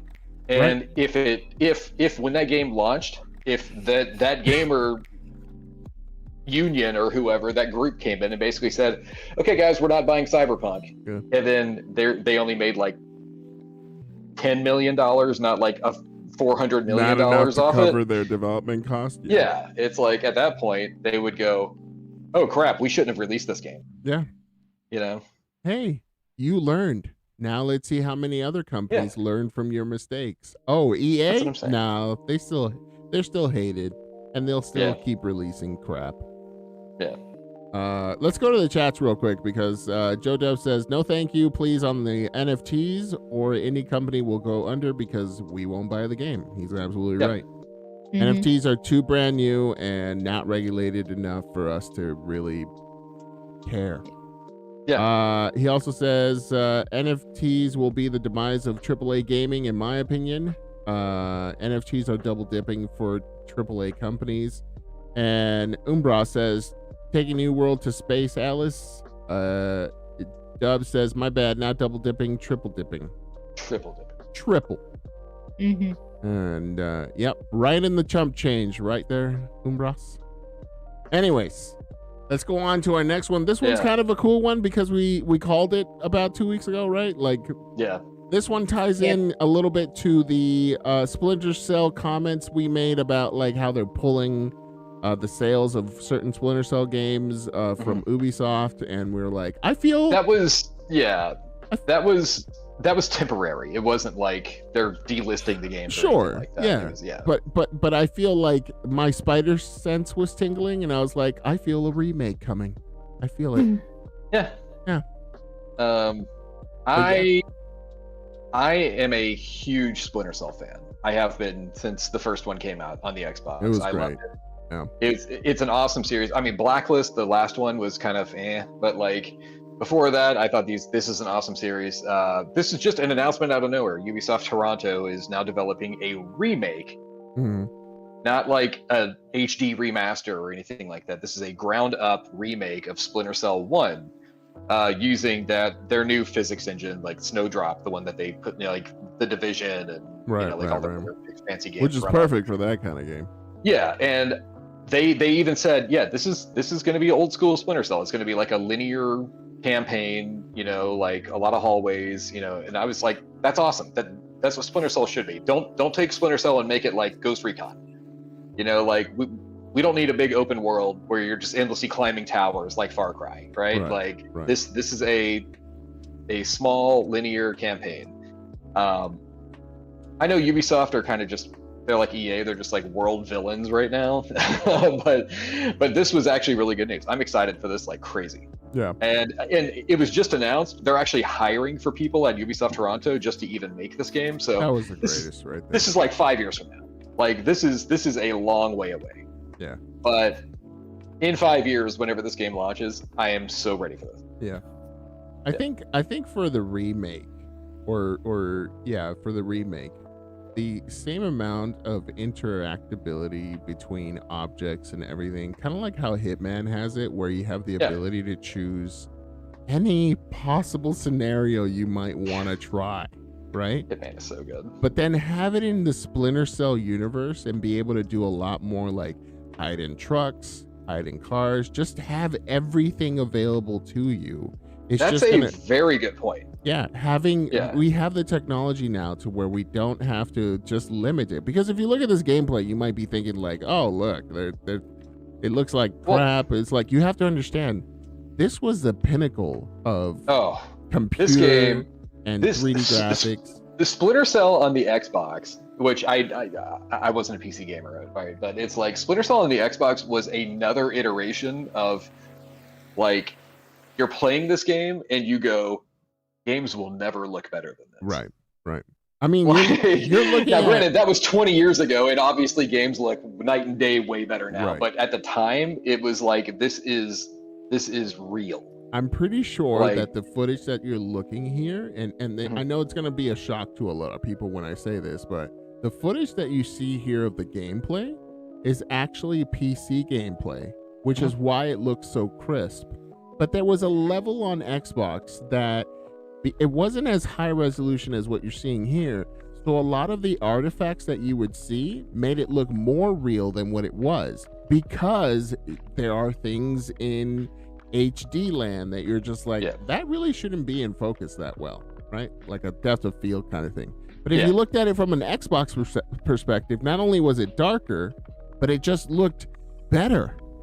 It felt better. It just was like, it was the right amount of grainy to get you to be like, dude, did this game, is this game actually for real right now? Because I feel like I'm watching a movie, and that's what it felt like. Yeah, that game was amazing. I love the idea of what you proposed about having it kind of like Hitman, because like having its AI system kind of like Hitman, to where you can just mess with the environment all you want and the game just kind of reacts to it. Right. I would love that. Now Hitman, obviously, Splinter Cell, you're meant to be in the shadows and, you know, like creeping around in the dark, and you're never out front, where like Hitman is, you're always visible, right? Yeah. Like, but I love the idea of that, of like, oh hey, I need to clear out these guards out of this room. Let me, and Umbral says, do the fish have AI? But along that, in Hitman world, you could grab a fish out of the aquarium and throw it at somebody as a distraction. You know, it's like, you know, like you can just mess with the environment all you want, and the game just kind of goes, huh? What was that? You know?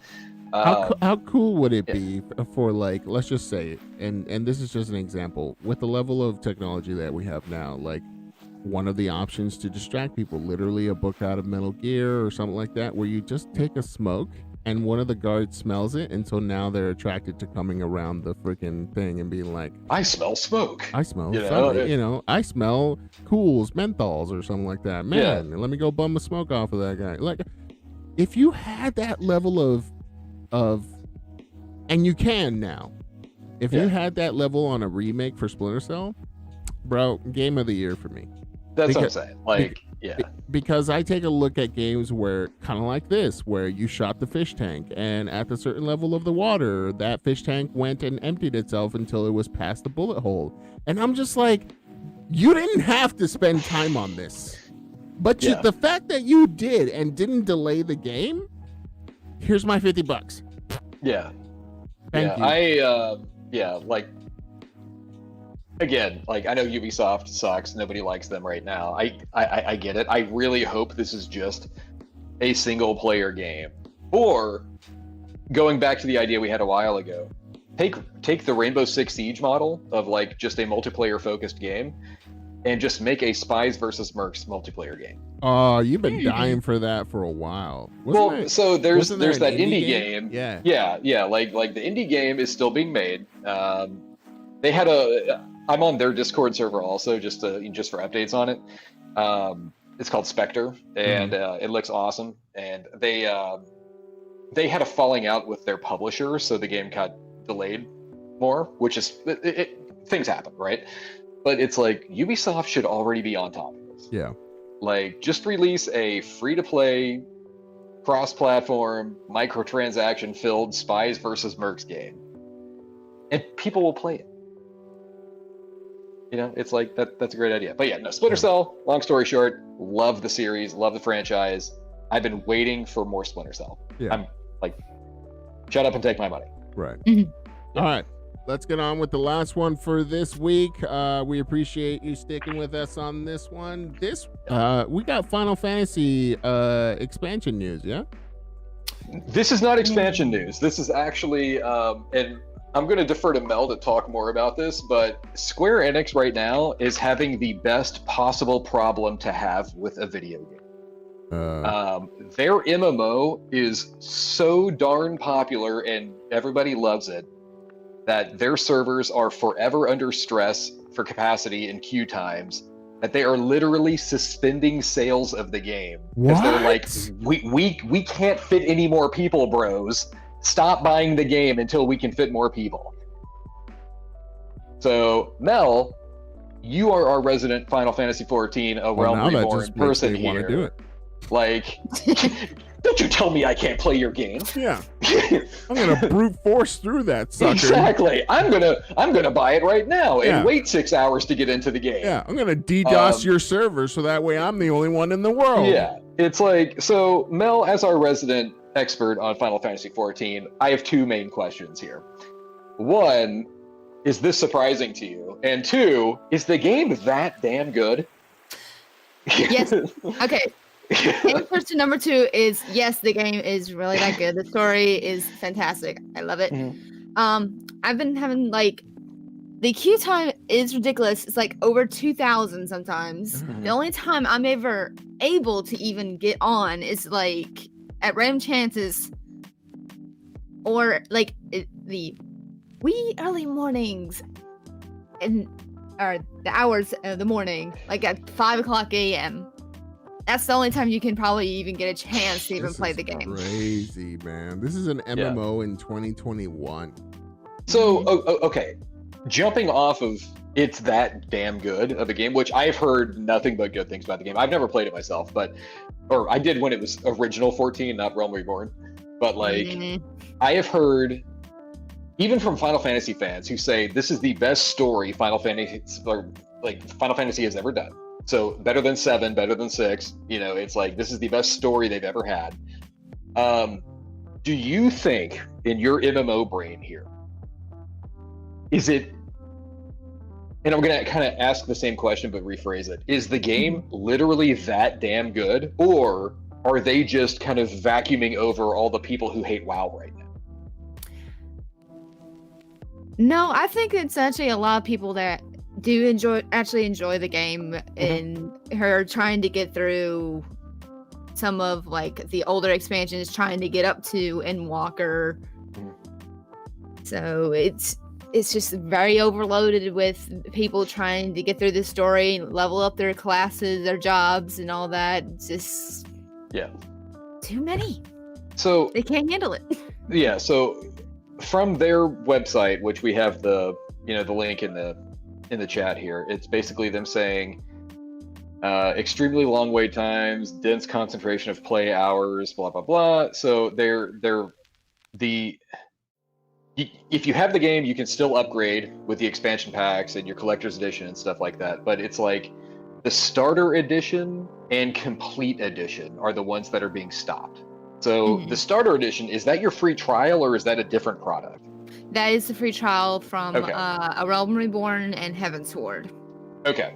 So Joe and I don't play this game, but if we wanted to, as hey, you know what? I hear good things. Mel loves it. We're going to try it out. At this point, we can't even try it out. Like that's. I mean, you can get a physical from Best Buy or Walmart or something, but I mean, but that still probably will just make you face the same problems anyway, because you're talking about logging into a server, and during play hours that are normal to that region, it's going to be difficult just to get in. Well, the thing is, they are even stopping people from even getting on their free trials because since it's overloaded, they're trying to cater to more of the people, the subscribers versus the free trial people. Which is fine. I get that. Yeah. Which I mean that is commendable. Hey, all these people actually bought the game and they are paid subscribers. Let's let them in first. Not free trial guy. Like he can wait. Because they're paid users. I get that. Yeah. So then, okay, Clay, you and I come from IT backgrounds, and we know how clusters work and servers, and maybe not specifically for video games because that could look a little bit different, but wouldn't it just be as easy as just getting on add another server into the game? Not even like add another server. You can literally just contract some off-site place to just host your servers and expand whenever you need to.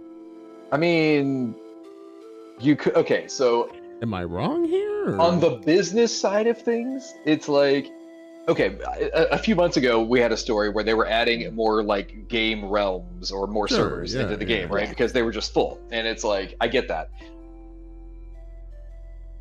I'm sure that's expensive, and like, hey, we now have more stuff to manage. We have more hardware to buy. Like whatever they have. I believe this is a good justification to buy more stuff. I'm we need to buy more servers. Are you kidding me? That's $10 million. We make $4 billion a month off this game. Buy more damn servers. The thing with this is they can't even get some of this equipment in because it's come from overseas because of COVID. Yeah, but then at the same time, you already have pre-existing hosting sites, not websites, but like actual like we have for here in Las Vegas. We usually have like a couple of them that just host a lot of the application servers, and we just go there every once in a while in case somebody needs to turn on a server, but we just contract them to keep on adding more servers if we need to. That's how easy that is for us. If we need more power, we just ask, hey, do you have any more servers in your facility for us to rent out? And then we cut them a check, and then we're done. We load our software, we run it, register the IPs, do all the firewall crap, and then we just turn it on, enjoy more realms, and now we're making more. Your profit margin cannot be hurting that bad to where you can't justify an expansion. Or there's another reason. I understand if I'm oversimplifying it. I'm sure there are a lot of working parts in those kind of decisions, but it just doesn't seem that hard of a decision. Yeah, going off of what Mel was saying about like supply chain, which is it hits everybody, right? Sure, that's why you can't get a PS5, right? If that's the case, I would actually love for them to say it. Yeah, just say it. They've actually have said it about trying to get these. Yeah, it's like servers. Hey guys, we get it. We're sorry.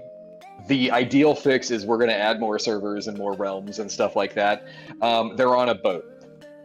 It's like they probably don't know where the hell it is. To be honest, we're waiting on it to be delivered so we can turn that on. So work with us here. Yeah, alongside with the physical logistics of having to ship out circuitry and get it in on time for those who demand it. Not only did we have to deal with that during COVID, but we also have the influx of people that are staying at home who now have the time to play these games and are having their friends, which we can't hang out together right now because COVID likes to mutate. So now we're still stuck at home, and now like we've spruced out the house now. We've done spring cleaning like 18 times. What do? I just bought an Xbox Series S, and everyone has a console except my wife. Everyone has like a gaming PC except my wife, and it's literally just for us to be like, we're going for another stretch. It's gonna be a while. Yeah. So I'm just gonna get that Xbox Series S. A guy like me who's just like, I would rather build you a PC and not have to deal with it ever again. But here I am. And it's like, I want to play video games with my wife.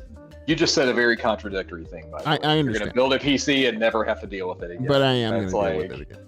Well, I mean, every day of your life. If you think about it, I really don't have to deal with it so long as they don't use it.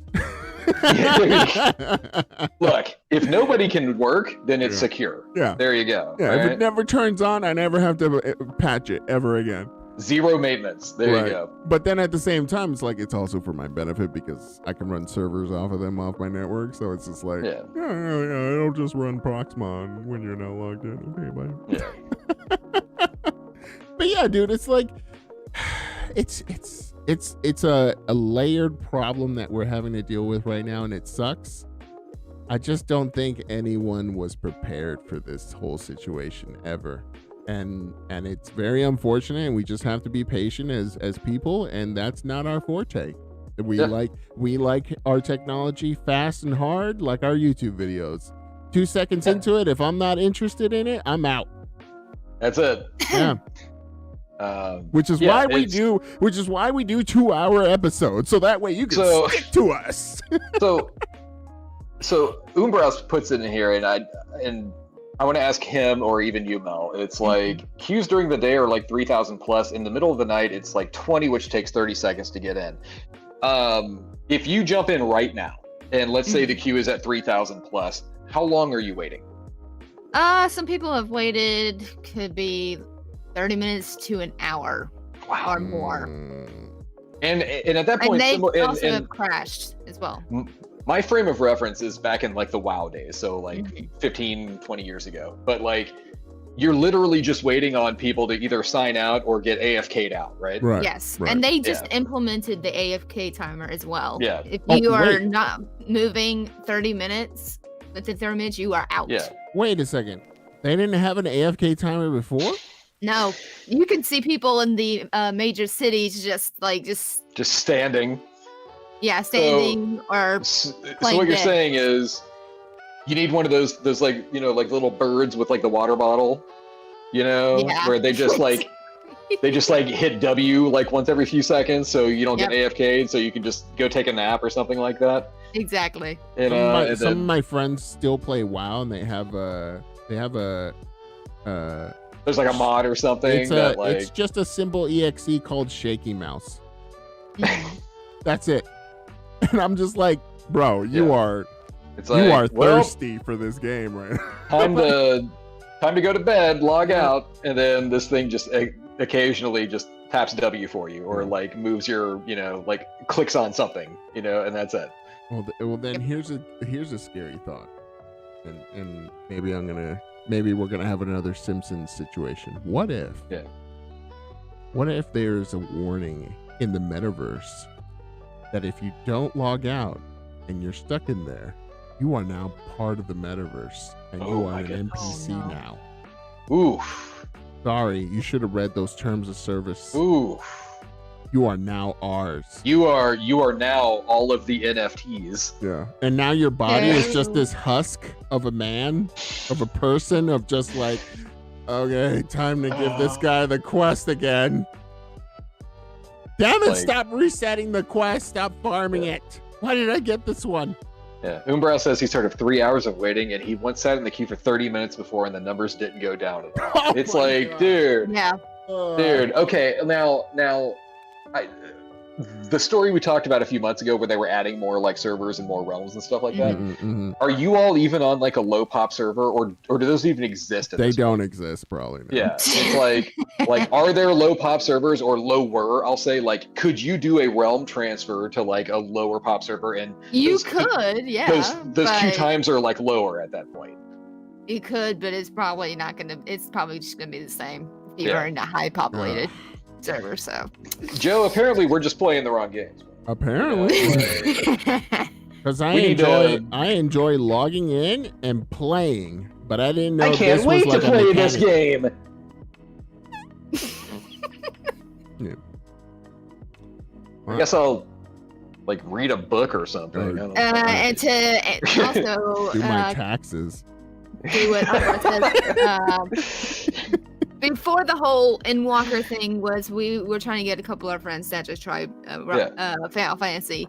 They were having a hard time just even logging in just for the free trial. So yeah, Umbral says the realm we were on, it took our friends hours for a spot to open just to make a character. That's that's how New World was at the beginning of was it? Release. Yeah. But I was gonna say, like, that would be the biggest like bros, you're gonna love this game. You're a Final Fantasy fan already. This is the greatest story they've ever done. You're excited, and you're like, all right, man, I'm in there. We're gonna do this. I'm gonna be a priest or whatever. Let's go.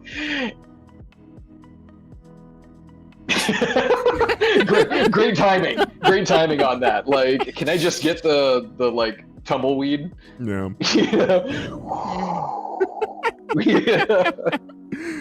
Bro, and with that's the game news for this week. We appreciate everyone who came by and said hello, watched the game news, stuck around the chat with us. If you want more of this stuff during the week, we have the Discord channel. We also have nerdjunkies.com where you can get to our Discord channel. If you need to get through there right away, which I know you're at the door waiting for that queue to get into our Discord. Let me in! You can always visit us at nerdjunkies.com/Discord, and it'll let you right in through the back secret door. Ooh.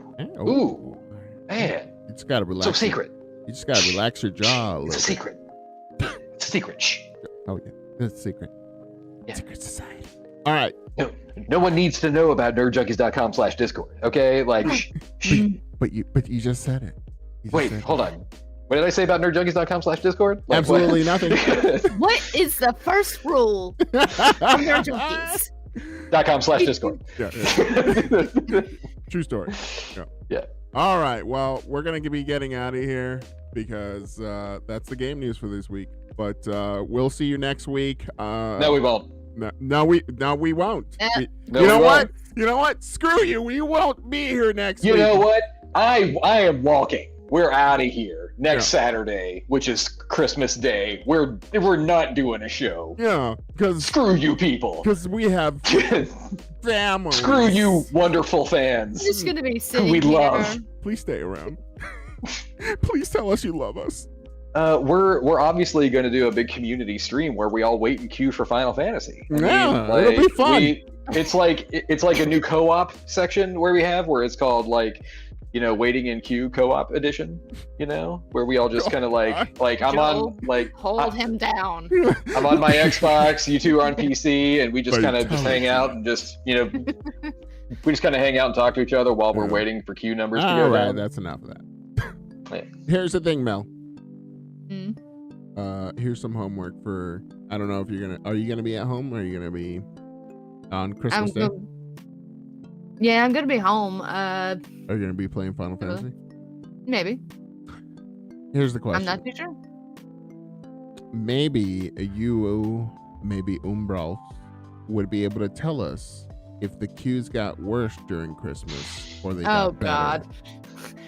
Only because for science, so that way we know that people who usually play Final Fantasy hate their families. That's it. It's like they grabbed a valid test right there. They got their Christmas plate and then they went right back upstairs to go log back in. Thanks, Mom. Sweet, open all my cards to Final Fantasy. Thank you. I'm gonna be gone for. I wonder if there's like a companion app or something that could be developed which just monitors your like place in the queue. Like so like you're hanging out with your family, it's dinner time, whatever, you get your meatloaf. Yeah. And then every now and then you just go I mean, you can connect your phone to your PC so you can actually look. Yeah. Oh, that's funny, Dad. I love hearing about your day at work. Yeah, thanks. 457. Yeah. Thanks for those knee-high socks, Grandma. All right. That's great. Oh, no, I'm just checking the time to see what time it is because I have homework to do. Oh, I gotta go. 300. Okay. Almost there. Yeah. Wouldn't it be cool, like you know how when you call the credit card companies, like they were like, your queue is 150 and you are the 8 millionth person in line. Anticipating 3 hours of wait time. Would you like us to give you a call back when it's your turn? And I'm like, for video games? Yes. Give me a call back when it's ready. Like, do that Yelp line check-in system, where you just kind of queue yourself ahead of time, and then they go, you're about 2 minutes out, bro. And then, like, a little notification pops up, and it's like, you're 10 away. Yeah. But then my last thought is, the last unpopular thought that are we the baddies now? Are we that much into video games to the point where we've lost all sense of self? And yeah, we are. Of course. I mean, are we the baddies or are we the normals now? It's like it's just sad. It's sad though because it's like, look, I'm a cold robot, man. I don't need people anymore. I know. All right, like he's got a point. Yeah. Like I just think I've got internet people. I don't need real life. All right, I'm just starting to question it. You know what I mean? I'm starting to get to that point. I think in my years that I'm just like, is this it? This is it? This is where we're going? You better get used to that laptop screen, man. There you go. It's God damn it. Yeah. But on that note, we'll leave it there. Enjoy your Christmas. We won't be here next. We won't be here on the next Saturday. But, next Saturday, yeah.